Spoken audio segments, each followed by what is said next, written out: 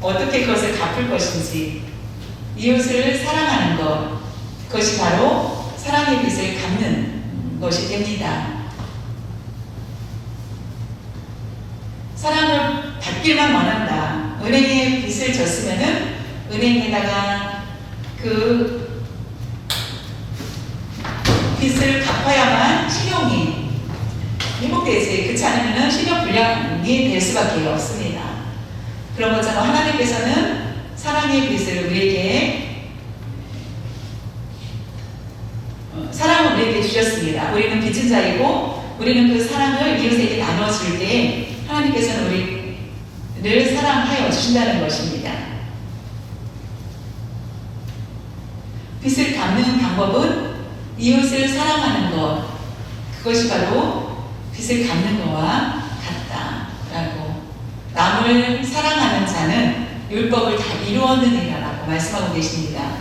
남은 누구입니까? 바로 낯선 사람, 아는 사람, 낯선 사람, 모든 사람이 될 수 있고 그것을 지켰을 때 율법을 이루는 것입니다.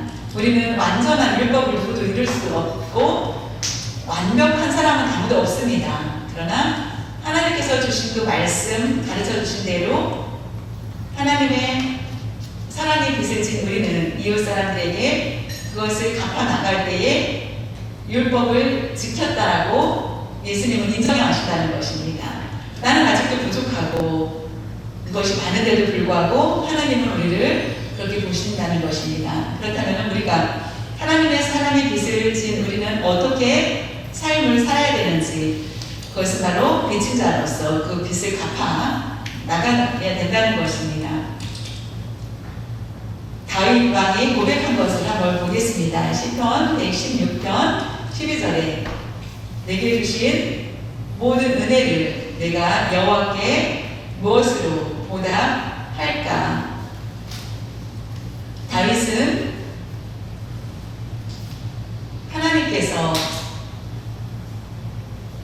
큰 은혜를 다윗은 입었습니다. 본인이 요구한 것이 아닌데도 죄가 많은 그가 하나님의 은혜를 받게 됩니다. 말할 수 없는 큰 은혜, 그 은혜를 받은 것을 하나님 내가 어떻게 그것을 보답할 수 있겠습니까? 하는 것입니다. 자신이 받은 그 은혜에 대해서 어떻게 하면은 그것을 갚을 수 있겠습니까? 라는 것입니다.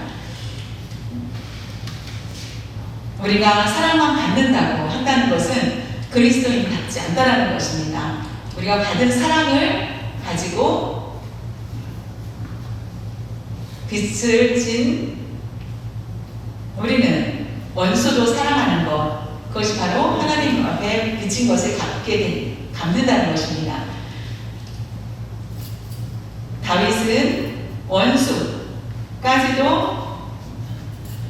넘어지는 것을 보고 기도하였다라고 하였습니다. 그것은 바로 다윗이 얼마나 큰 은혜를 받고 그것을 어떻게 보답할 것인지에 대해서 말하는 것을 볼 수 있습니다. 우리가 기도할 때 우리가 기도한 것이 다시 내게로 돌아온다고 하였습니다.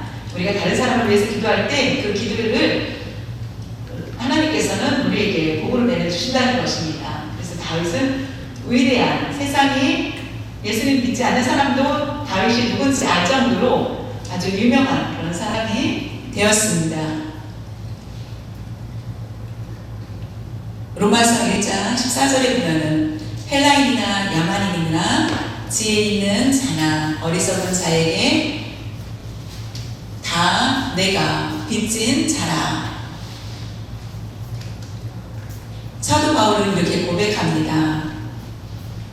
헬라인이나 문화가 없는 야만인이나 지혜 있는 자나 어리석은 자에게 다 내가 빚진 자다라고 고백하는 것을 볼 수 있습니다. 바울은 예수님을 믿게 되었고 예수를 믿기 전에 핍박자로 많은 그리스도인들을 잡았던 사람이었습니다. 그러나 예수님을 만난 후에 그는 확실하게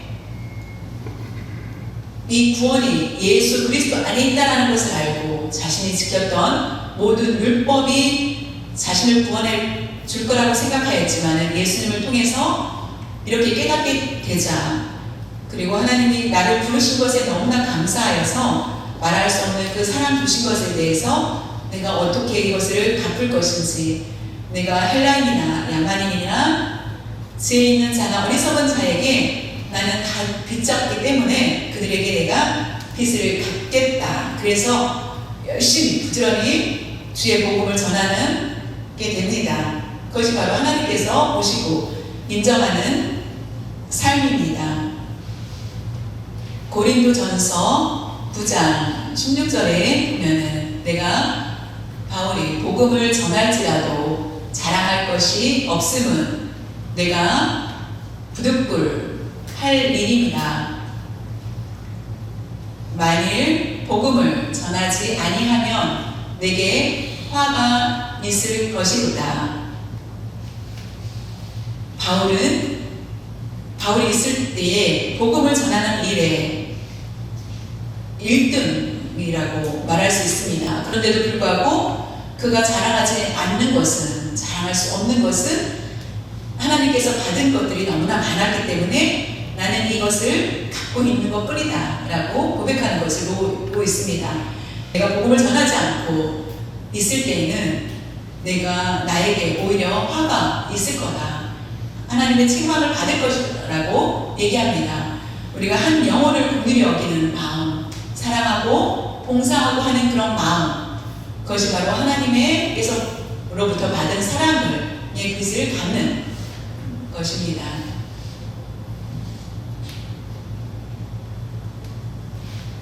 예수를 믿는 우리가 사랑을 받아야만 된다고 생각한다면은 그것은 회개해야 될 일입니다. 오히려 차라리 미움을 받는 게 낫습니다. 그러면은 오히려 고난의 경험을 쌓게 됩니다. 우리 자신을 한번 진단해 볼 필요가 있습니다. 예수님께서 이 세상에 공생의 기간 동안 사랑을 받으셨으니까, 부모님의 사랑을 받으셨지만 많은 사람들은 예수님을 외면하는 것을 볼 수 있습니다. 끝까지 바리새인, 제사장들 어땠습니까? 서기관들 오히려 예수님을 십자가에 못 박는 일까지 하는 것을 봅니다. 예수님을 미워하고 하는 것을 보게 됩니다.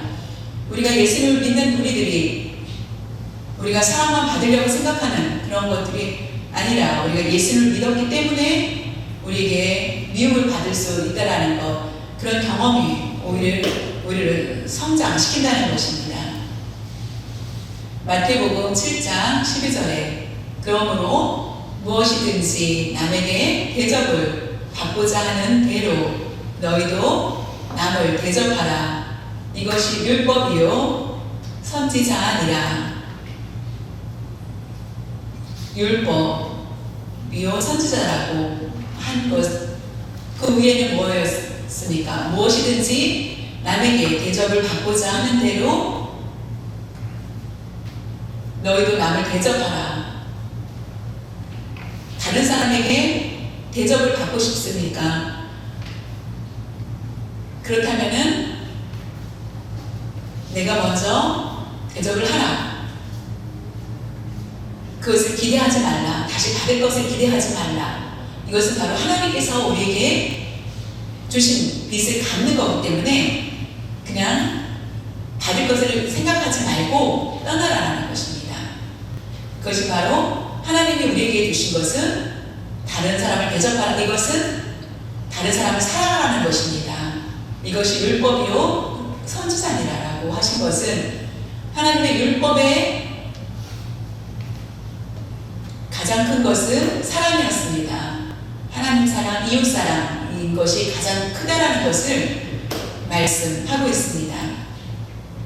로마서 13장 8절에 보면은 남을 사랑하는 자는 율법을 다 이루었느니라. 사람이 율법을 완성하였다라고, 완전히 지켰다라고 하는 사람은 아무도 없을 것입니다. 누구도 이 율법을 완벽하게 지킬 수 있는 사람은 없습니다. 왜냐하면 하나님 앞에 철저히 율법을 지키려고 한다 할지라도 실수하고 넘어질 수밖에 없기 때문입니다. 그렇기 때문에 하나님께서 회개하는 삶, 서로 사랑하는 삶, 서로 사랑하라고 말씀하신 것을 우리가 그 말씀대로 지켜야 된다는 것입니다.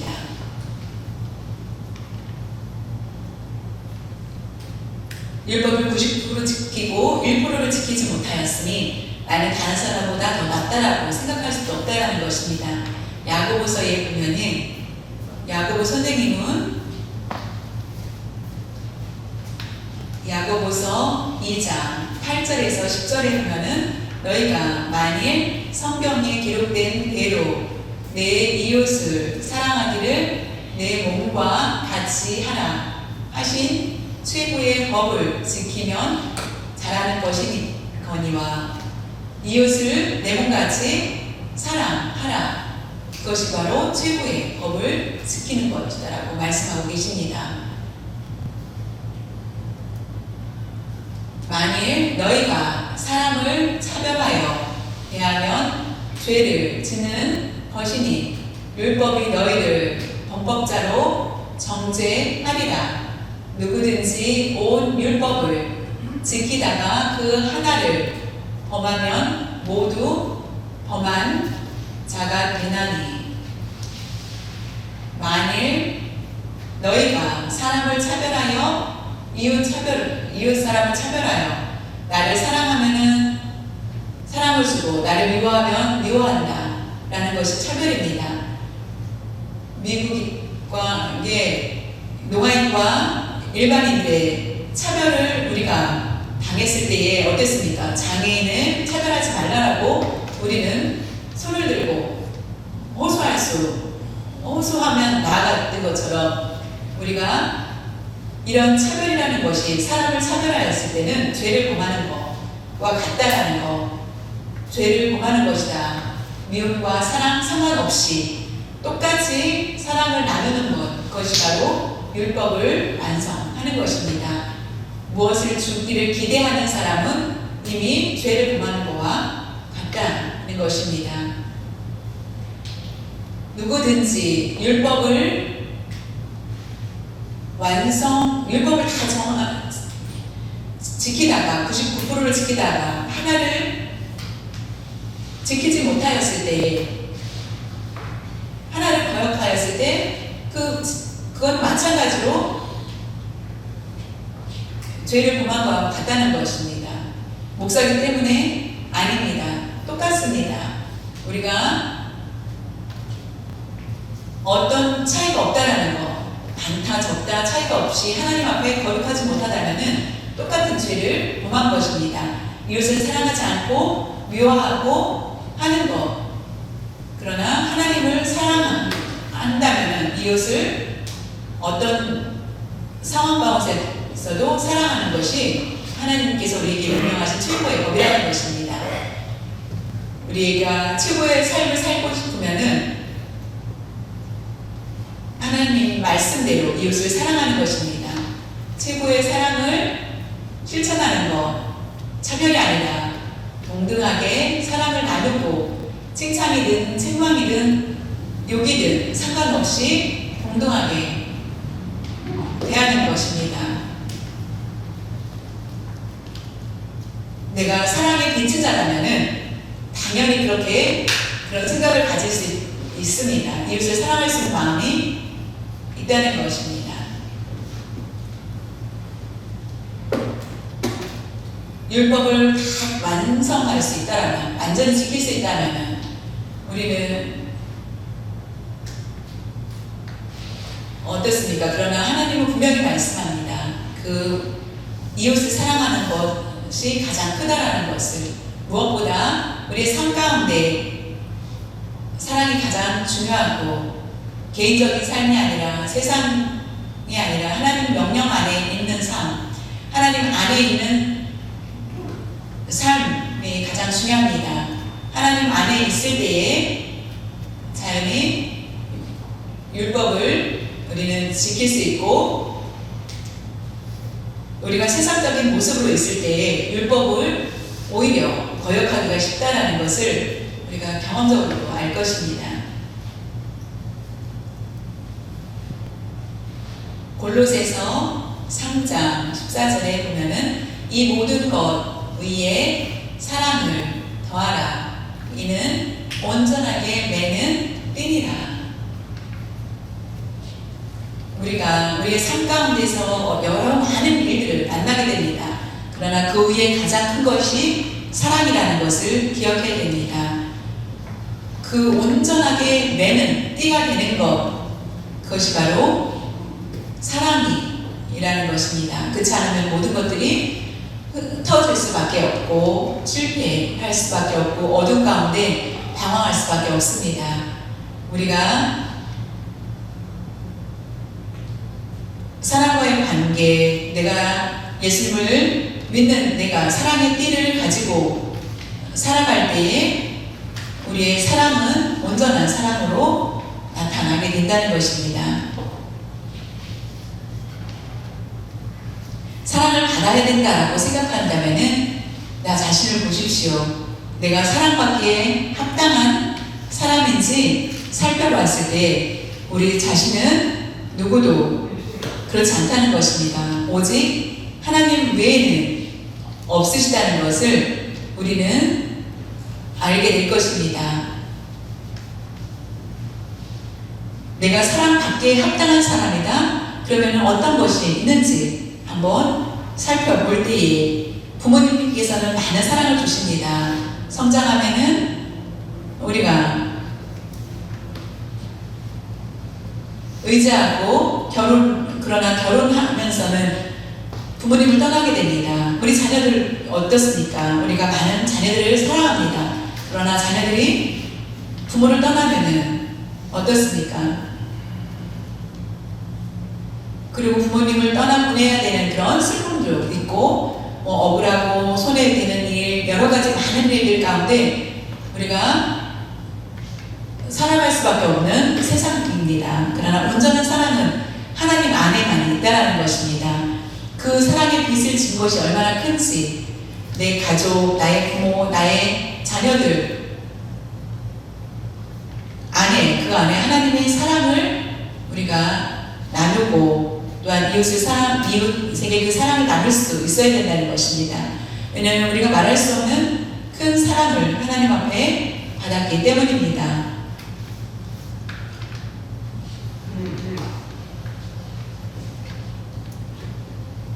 로마서 13장 9절에 보면은 간음하지 말라, 살인하지 말라, 도둑질하지 말라, 탐내지 말라 한 것과 그 외에 다른 계명이 있을지라도 내 이웃을 내 자신과 같이 사랑하라 하신 그 말씀 가운데 다 들어느니라.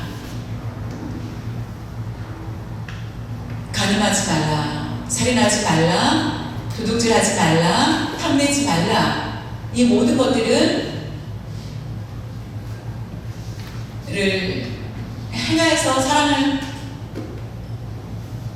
한 것과 그 외에 다른 계명이 있을지라도 네 이웃을 내 자신과 같이 사랑하는 것이 가장 크다는 것을 말씀하시는 것입니다. 내 이웃을 사랑합니다 라고 했을 때 가늠할 수 없겠죠. 내 이웃을 너무나 사랑합니다. 이웃에 있는 것을 도둑질하지 않겠죠. 살인하지 않겠죠. 탐내지 않겠죠. 왜냐하면 이웃을 사랑하는 마음이 있다라면은 미워한다. 미우면은 살인하고 싶은 마음이 생기게 됩니다. 미우면은 자연히 해를 끼치고 싶고 도둑질하고 싶고 하는 것이 있습니다. 그 안에는 사랑이 있느냐 없느냐의 차이입니다. 사랑과의 관계의 문제도 결국은 해결할 수 있는 것이 근본적인 것이 바로 사랑이라는 것입니다. 그렇기 때문에 이웃에 대해서 사랑할 수 있는 것, 그것은 이미 사랑한다, 이웃을 사랑한다고 하는 것은 하나님께서 주신 계명도 지킬 수밖에 없다라는 것을 말씀을 통해서 우리에게 주신다는 것을, 그것을 우리는 알 수 있습니다.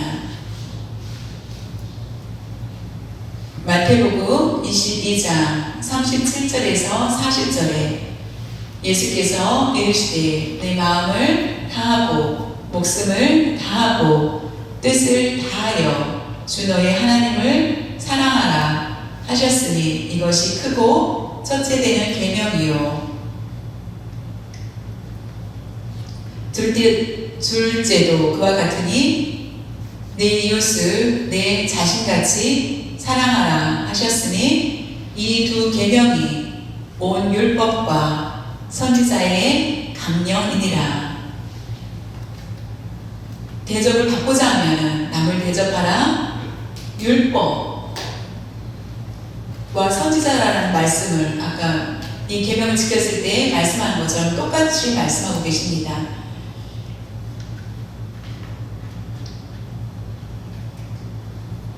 율법 중에 가장 큰 계명이 무엇이냐고 물었을 때 하나님 사랑, 이웃 사랑을 말씀하고 계십니다. 하나님을 사랑하지 않으면 이웃을 사랑할 수 없다라는 것입니다. 하나님을 사랑할 때 이웃을 미워하지 않고 사랑하게 된다는 것, 그것은 관계가 있다라는 것입니다. 하나님을 사랑한다고 하는 사람은 그 빚진 것에 빚을 갚게 됩니다. 사랑의 빚을 갚게 됩니다. 그러나 사랑의 빚을 갚지 못한다는 것은 하나님의 사랑을 깨닫지 못하는 것입니다. 그와 같으니 내 이웃도 내 자신과 같이 사랑하라 하셨으니 이 말씀은 우리가 각자 가정에 자녀들이 있습니다. 맛있는 것으로 먹입니다. 우리가 다 좋은 것으로 먹이고 싶겠죠. 엄마가 자녀에게 맛없는 것보다는 맛있는 것을 최고로 좋은 것으로 아이들을 먹이길 원할 것입니다. 그런 것처럼 이웃을 사랑하라는 것입니다. 내 가정, 내 자녀들에게 하는 것처럼 하지 않고 이웃은 에게는 고통으로 하고 하는 것, 내 이웃을 내 몸과 같이 하라는 것은, 내 자신과 같이 하라는 것은 내 자신을 사랑하고 내 가정에서 하는 것처럼 이웃을 행하라는 것입니다. 왜냐하면 하나님께서 주신 그 사랑의 빛은 우리 어떤 말로도 표현할 수 없는 최고의 극치의 사랑이기 때문입니다. 그래서 우리는 그 받은 사랑을 이웃에게 전한다는 것, 그것이 바로 온 율법이라는 것, 그것이 바로 온 율법이 바로 이웃을 사랑하라는 것입니다.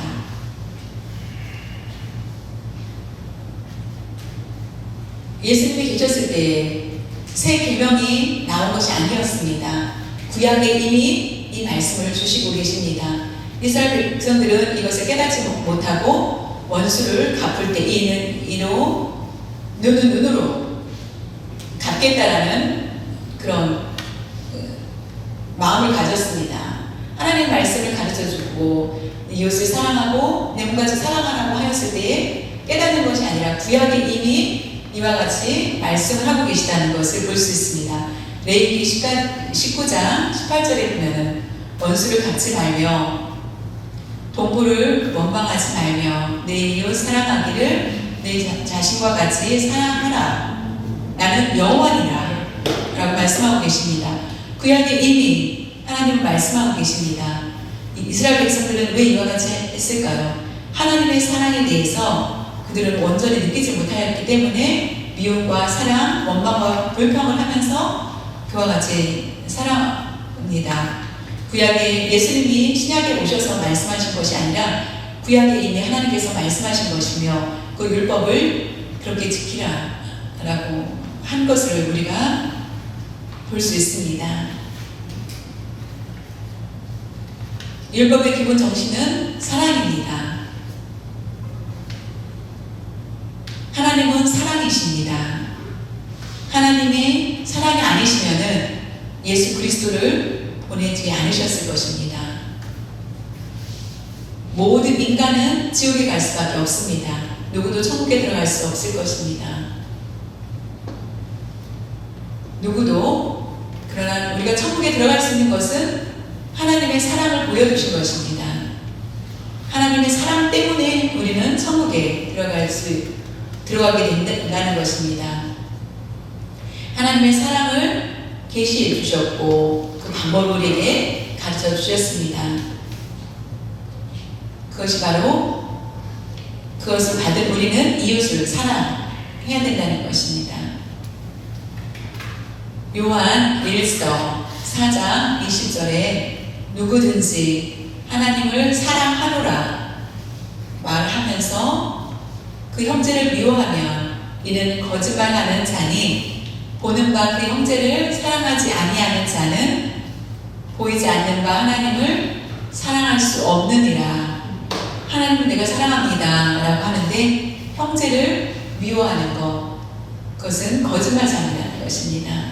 하나님의 빚을 진 우리는 그것을 갚지 못하고 있다는 것, 하나님의 사랑의 빚을 갚지 않는 자의 모습입니다. 그것이 바로 거짓말하는 자라는 것입니다. 우리의 삶 가운데 빛을 진 것은 바로 하나님으로부터 받은 사랑의 빛입니다. 우리가 구원받았다는 것, 그것이 감사하여서 우리는 그 사랑의 빛을 갚아야만 됩니다. 지금보다 앞으로 우리가 사랑에 대해서 점점 이 시대적으로 사랑이 메말라 갈 수밖에 없는 시대에 살고 있습니다. 예수님이 말씀하셨습니다. 예수님이 다시 오시기 전에 많은 문제들 중에 그 증거 중에 하나가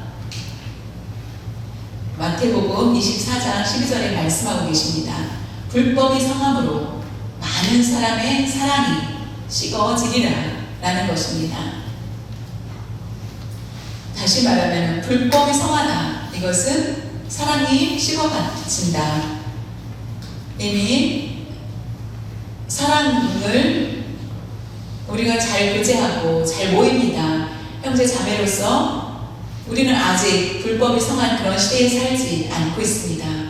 그러나 점점점 사람들은 불법이 성하고 하나님의 빛을 갚으려고 하지 않고 삽니다. 그것이 바로 예수님이 오신 종말의 그런 모습들이 될 수 있다는 것입니다.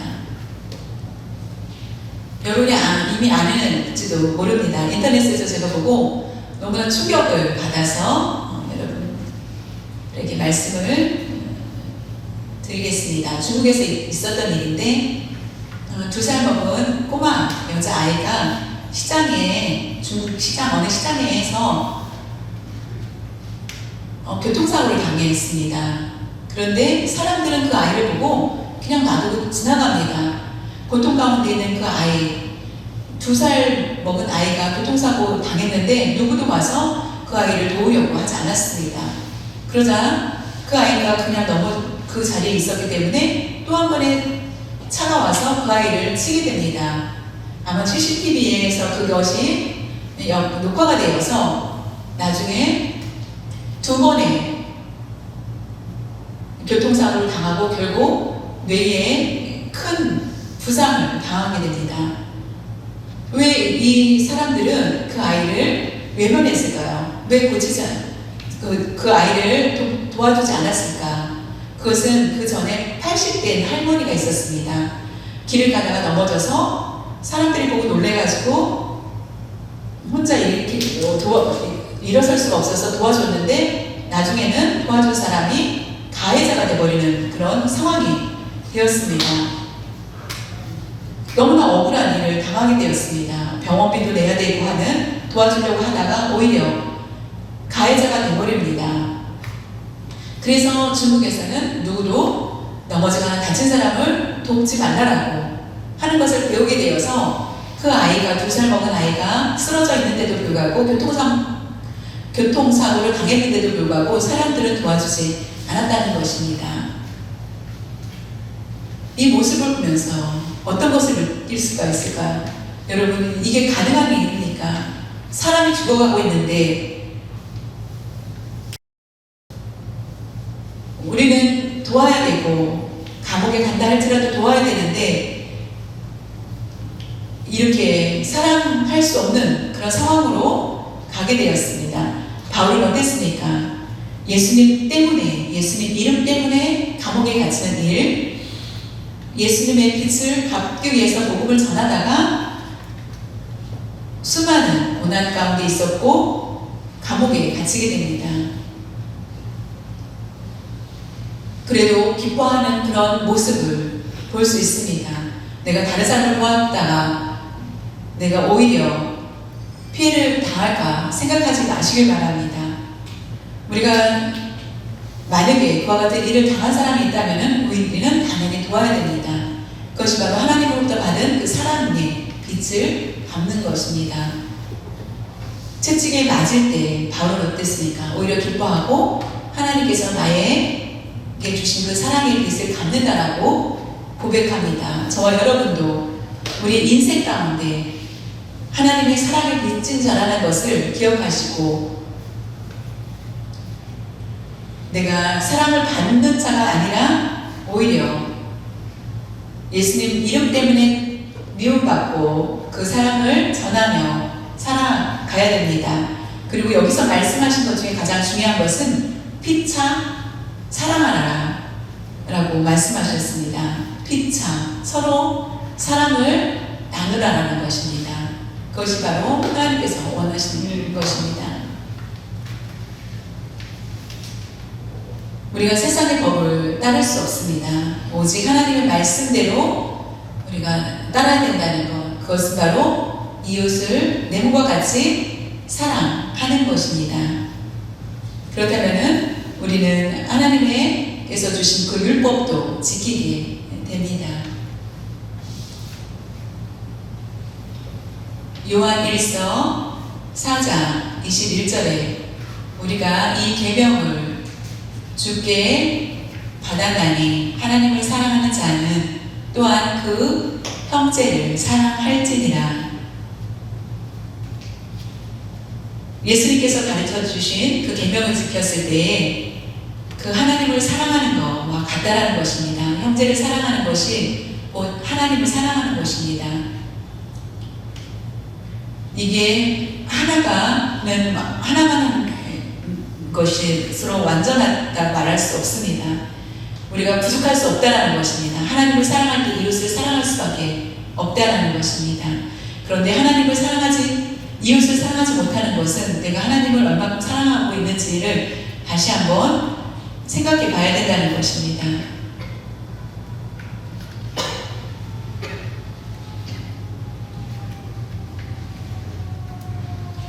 로마서 13장 10절에 사랑은 이웃에게 악을 행하지 아니하나니 그러므로 사랑은 율법의 완성이니라.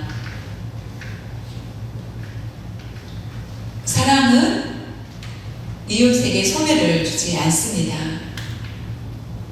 유익을 줍니다. 그것이 바로 사랑입니다. 미움과 악이 아니라는 것입니다. 그렇기 때문에 이웃을 사랑하는 것, 그것은 바로 율법을 완성하는 것이다라고 말씀하고 주셨습니다. 바울은 율법을 누구도 지킬 수 없다. 우리가 지난번에 로마서 강해를 통하여서 알 수 있는 말씀을 들었습니다. 누구도 율법을 지킬 수 없습니다. 그러나 오늘 본문에서는 예수님을 믿는 우리는 예수님을 믿은 후에 우리의 삶 가운데 네 이웃을 내 몸같이 사랑할 때에 율법을 지킬 수 있다는 것을 우리에게 가르쳐주고 있습니다. 하나님의 법을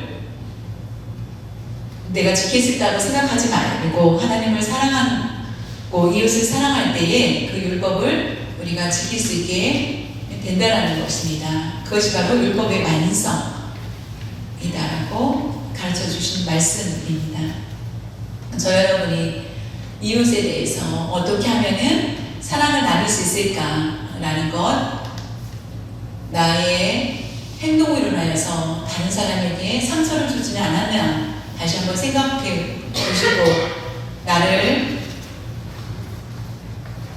억울한 일을 당한다 할지라도 내가 비방을 받는다 할지라도 그를 위해서 기도할 수 있는 그런 우리가 될 수 있기를 바랍니다. 우리가 하나님의 사랑에 비친 자입니다. 우리는 모두 누구도 빛을 지 없다라고 말할 수 없습니다.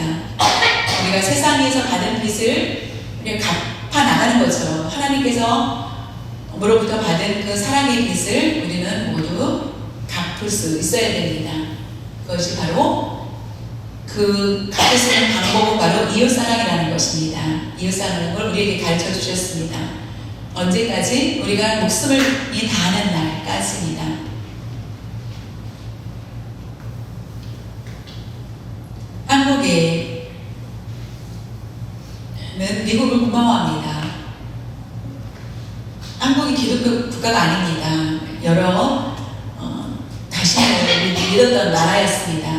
미국의 젊은 선교사들이 한국에 와서 배를 타고 한국에 와서 그런 위험한 가운데에서도 죽음을 각오하고 복음을 전하여서 교회가 쓰고 학교를 세우고 병원을 세우고 하였습니다.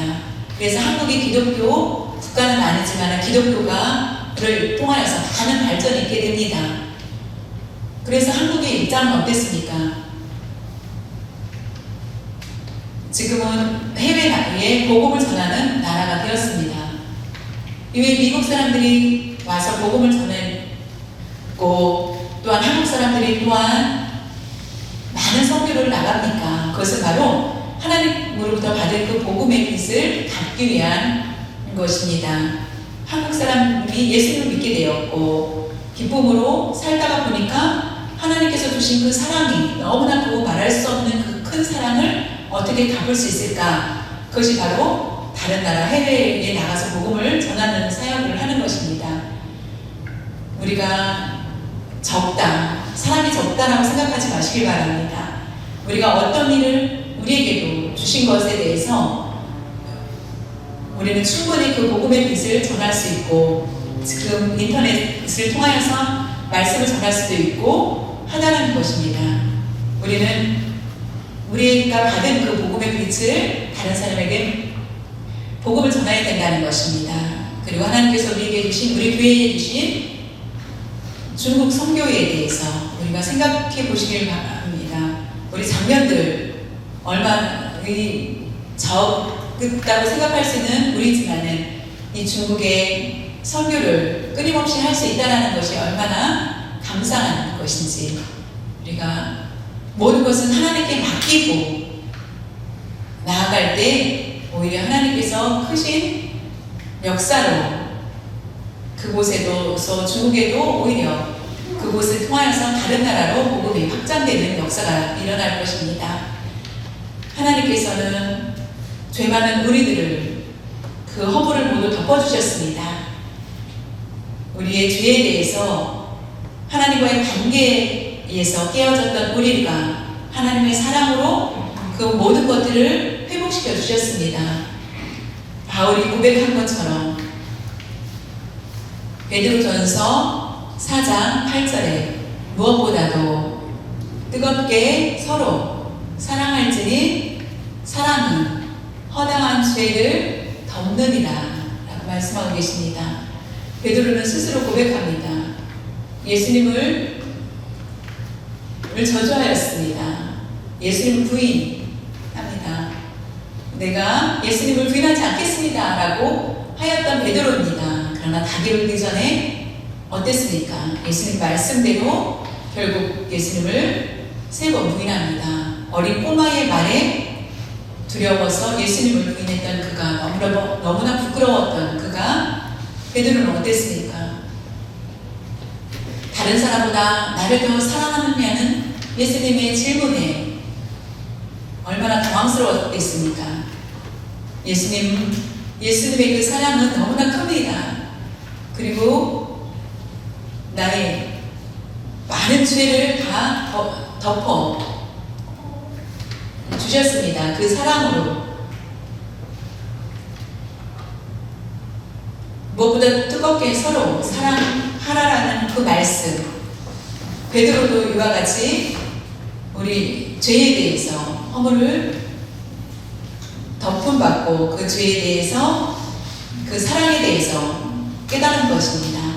이 하나님께서 주신 큰 사랑을 받은 우리가 사랑에 대해서 뜨거움을 가지고 그 사랑을 나눌 때 우리 죄도 모두 덮어지고 사랑의 빛을 갚는 그런 삶이 됩니다. 우리가 날마다 하나님의 빚진 자라는 것을 기억하시고 누구를 만나든 그 사랑의 빛을 갚아 나가는 삶을 사시길 바라며 하나님 말씀대로 실천하는 그런 삶이 되기를 바랍니다. 이웃은 나의 가까이에 있는 가족이 될 수 있고 나의 교회가 될 수 있고 또한 내가 일하는 곳 한국이 될 수 있고 해외가 될 수 있다는 것을 알고 우리가 하나님 앞에 서는 날에 나의 빚을 잘 갚았느냐라고 얼마나 갚았느냐고 물으실 때 내가 이렇게 하였습니다 라고 하나님께 내어놓을 수 있는